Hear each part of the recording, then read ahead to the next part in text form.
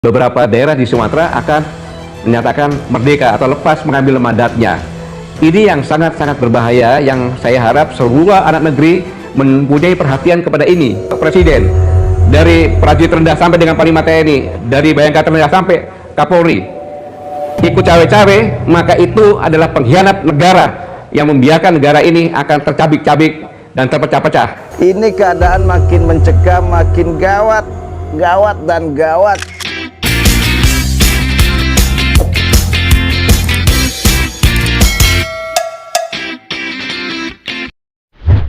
Halo, assalamualaikum warahmatullahi wabarakatuh. Sobat US dimanapun berada, salam waras, salam akal sehat buat kita semuanya. Jumpa lagi dengan Bang US di channel US yang keren, menghibur dan menginspirasi dan mewaraskan ente semuanya. Sobat, ini keadaan makin mencekam, makin gawat, gawat dan gawat. Apa pasalnya? Ini salah satu hal yang dikhawatirkan Pak Gatot Nurmantio, mantan Panglima TNI kita, yakni kemungkinan dengan cawe-cawenya presiden pemilu akan curang, katanya, kurang lebih seperti itu.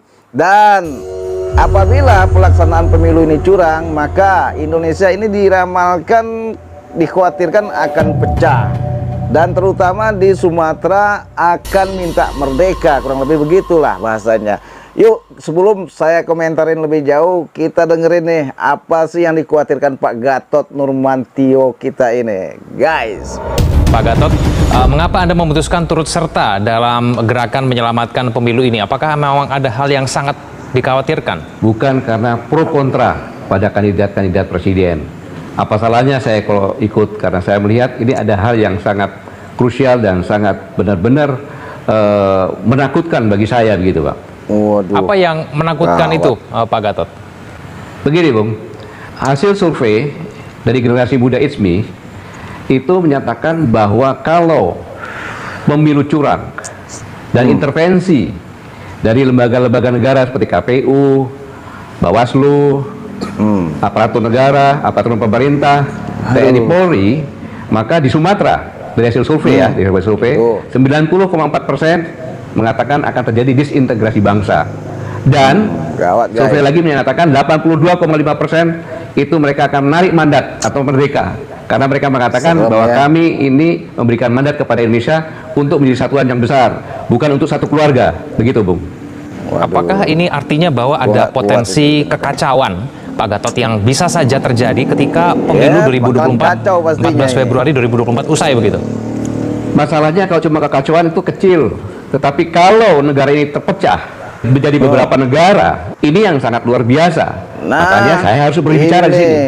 Jangan sampai ini terjadi. Dan sekarang yang krisis di negara ini adalah ada upaya-upaya atau indikasi atau dari hasil survei yang berakibat disintegrasi bangsa, dan beberapa daerah di Sumatera akan menyatakan merdeka atau lepas mengambil mandatnya. Ini yang sangat-sangat berbahaya, yang saya harap semua anak negeri mempunyai perhatian kepada ini. Kalau itu dilakukan, terjadi intervensi, cawe-cawe, kecurangan yang dilakukan oleh pemerintah, aparatur pemerintah, KPU, Bawaslu, TNI, dan Polri. Untuk itu, maka agar negara ini selamat, kita semua anak bangsa, semuanya harus sadar bahwa pemilik sah negeri ini adalah seluruh rakyat Indonesia, dan seluruh rakyat Indonesia itu ada DNA patriot dan kesatria, karena yang memerdekakan negeri ini adalah nenek kita semuanya, kakek-kakek kita semuanya, orang tua kita semuanya. Dan merebut kemerdekaan bukan diberikan saja.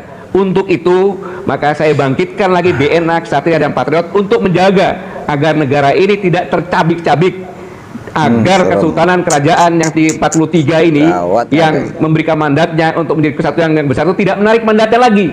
Maka semua harus berani mengatakan bahwa apabila ada yang curang, apabila yang tidak netral, apabila yang ikut intervensi, baik itu dari kepala desa sampai ke presiden, dari prajurit rendah sampai dengan Panglima TNI, dari Bayangkara rendah sampai Kapolri, ikut cawe-cawe, maka itu adalah pengkhianat negara yang membiarkan negara ini akan tercabik-cabik dan terpecah-pecah. Itulah yang harus kita sama-sama bangkit. Maka katakan, mari kita bentuk posko siaga, Indonesia Siaga, di mana kita semuanya bersama-sama semuanya termasuk kepala desa, Babinsa, Babin Kaptipmas, semuanya bersama-sama menjaga dan melihat jangan sampai ada kecurangan. Pak Gatot, apakah Ya, memang keadaan benar. seperti tidak netral, cawe-cawe, apakah memang hal-hal itu yang terjadi pada saat ini? Dan kemudian apa indikasinya sehingga kemudian Ya, Pak Gatot yakin banyak bahwa indikasinya. ada potensi perpecahan di negara kita nanti pasca pemilu kalau ini dibiarkan berlanjut begitu? Bang, ini sudah terlihat di depan mata. Mulai dari Iya. undang-undang yang mengatakan bahwa kan undang-undang bahwa pejabat publik, bupati, wali kota, gubernur dipilih secara langsung. Tapi ini PJ bisa sampai 2 tahun. Dan kemudian sekarang ini 50% lebih adalah baik gubernur, wali kota itu adalah PJ. Apa maksudnya? Ini adalah strategi untuk supaya bisa mengendalikan. Buktinya ketika rapat bupati, wali kota, gubernur, ketika ditanya, dievaluasi berapa lama, Mendagri setiap 3 bulan. Presiden mengatakan akan saya evaluasi dan saya amati tiap hari dan bisa saya tegur dan saya ganti. Ini kan luar biasa. Waduh. Bisa mengganti wali kota, bupati, gubernur kapanpun saja. Bukankah ini seperti raja? Bukan ini persiapan? Patut saya menduga boleh persiapan ini. Iya guys, ya enggak? Bukankah seperti raja? Ya raja lah yang otoriter seperti itu. Ini indikasinya, indikatornya udah mulai nampak sekarang dengan dia bikin dinasti, ya enggak? Waduh, ini kan miris guys ya. Sebagai anak bangsa, ya kita tentu harus menjaga keutuhan bangsa kita ini agar apa yang dikhawatirkan Pak Gatot tadi itu tidak terjadi gitu. Ya bukan negara kesatuan Republik Indonesia lagi, jadi negara kerajaan Indonesia nanti kita khawatirkan, ya enggak? Ente tahu nggak guys, raja ya, raja itu seperti Firaun, seperti Namrud gitu kan ya.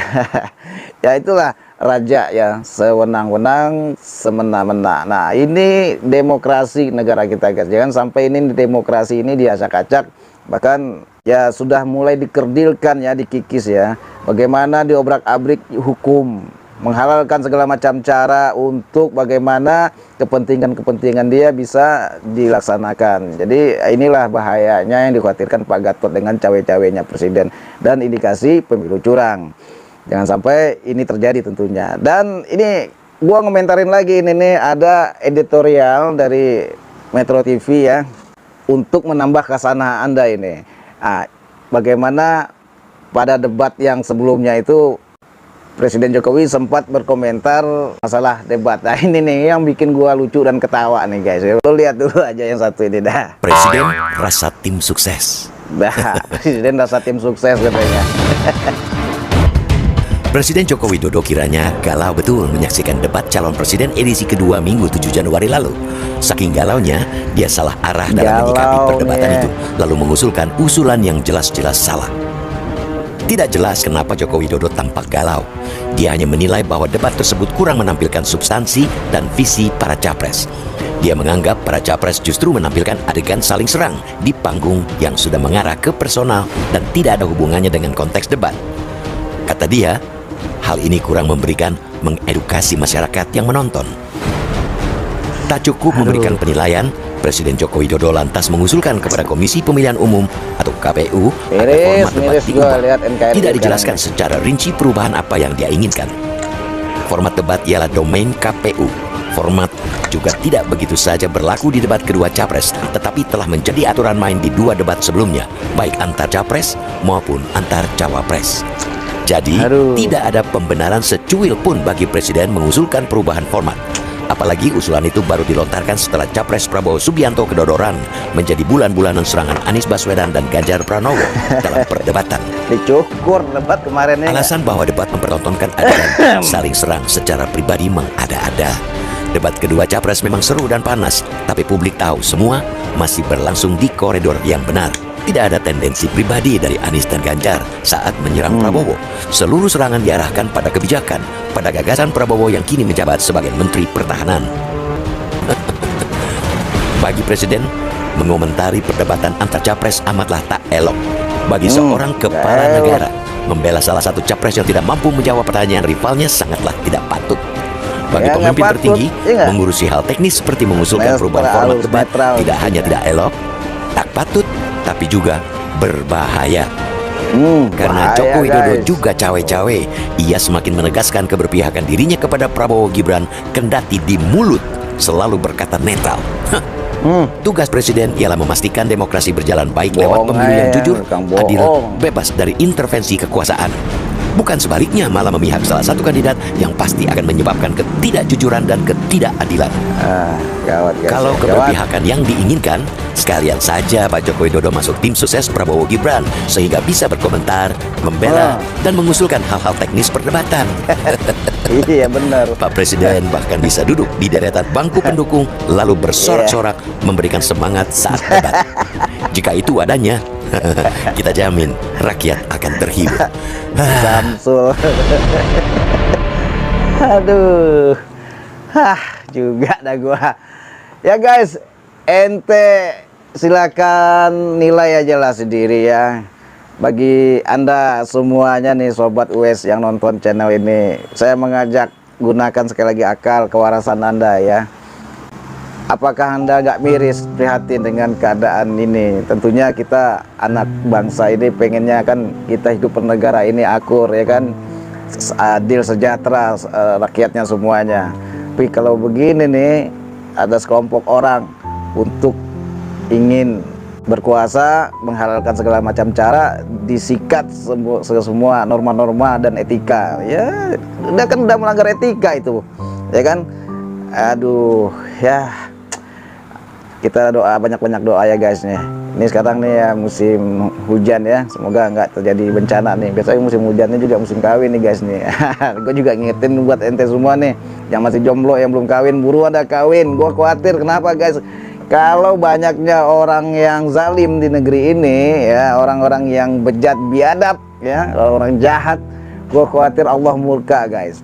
Kalau udah Allah murka, wah, gue ngeri banget, ini ada tsunami, bencana alam ya kan. Nah, bagi Anda yang jomblo, buruan dan nikah nih, musim hujan, musim kawin biasanya.